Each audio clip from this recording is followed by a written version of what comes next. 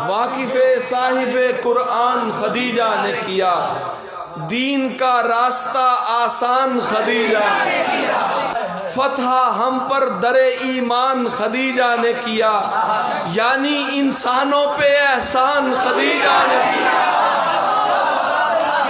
جس گھڑی کوئی نہ تھا چارہ گرے سرور دین، جس گھڑی کوئی نہ تھا چارہ گرے سرور دین، ان کے ہر درد کا درمان خدیجہ نے کیا، ان کے ہر درد کا درمان خدیجہ نے کیا۔ بعد میں لوگوں نے آیات کا چہرہ دیکھا،